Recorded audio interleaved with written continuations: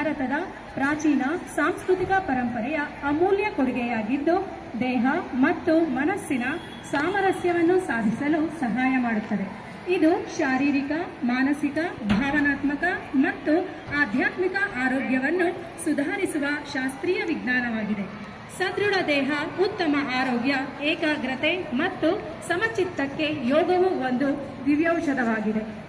ಅಂತಹ ಯೋಗವನ್ನು ನಮ್ಮ ಸಂಸ್ಥೆಯಲ್ಲಿ ಓದುತ್ತಿರುವ 8ರಿಂದ 10ನೇ ತರಗತಿಯ ಎಲ್ಲ ವಿದ್ಯಾರ್ಥಿಗಳಿಗಾಗಿ ಕಳೆದ 5-6 ದಿನಗಳಿಂದ ಯೋಗವನ್ನು ಅಭ್ಯಾಸ ಮಾಡಿಸುತ್ತಿರುವಂತಹ ಶ್ರೀಯುತ ತ್ಯಾಗರಾಜ್ ಆಚಾರ್ ಇವರಿಗೆ ನಮ್ಮೆಲ್ಲರ ಪರವಾಗಿ ಹಾಗೂ ಸಂಸ್ಥೆಯ ಪರವಾಗಿ ಇಂದಿನ ಕಾರ್ಯಕ್ರಮಕ್ಕೆ ತುಂಬು ಹೃದಯದ ಸ್ವಾಗತವನ್ನು ಕೋರುತ್ತೇನೆ.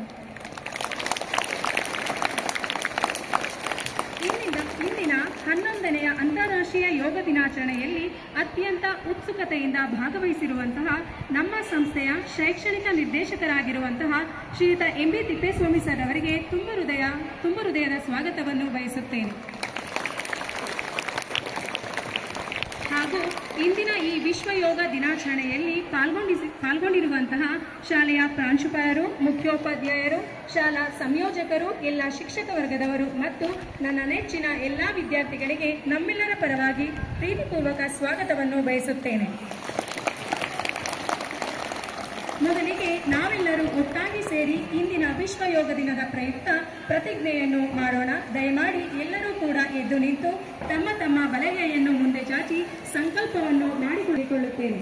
ಪ್ರತಿಜ್ಞೆಯನ್ನು ಹೇಳಿಕೊಳ್ಳಲಿದ್ದಾರೆ ಎಸ್ ನಿಜಲಿಂಗಪ್ಪ ಅಂತಾರಾಷ್ಟ್ರೀಯ ಶಾಲೆಯ ಪ್ರಾಂಶುಪಾಲರಾದಂತಹ ಶ್ರೀಮತಿ ಜ್ವಾಲಾ ರೋಕಡೆ ಮೇಡಮ್ ರವರು.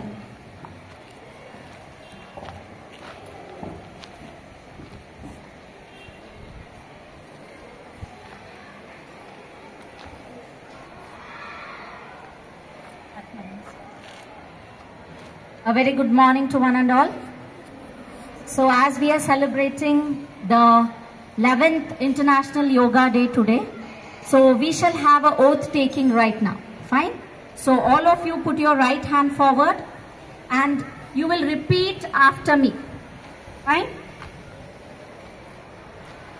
Nanu Shanti Sahabalve Santosha ಮತ್ತು ಪ್ರೀತಿಯಿಂದ ನನ್ನ ಆರೋಗ್ಯ ಮತ್ತು ಮಾನವತೆಯನ್ನು ಕಾಪಾಡುತ್ತೇನೆ.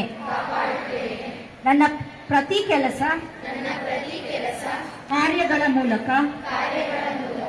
ಪ್ರೀತಿ ಶಾಂತಿಯ ವಾತಾವರಣವನ್ನು ನಿರ್ಮಿಸಿ ವಿಶ್ವಶಾಂತಿ ನಿರ್ಮಾಣಕ್ಕೆ ಪ್ರಯತ್ನಿಸುತ್ತಾ ವಿಶ್ವ ಸೌಹಾರ್ದತೆ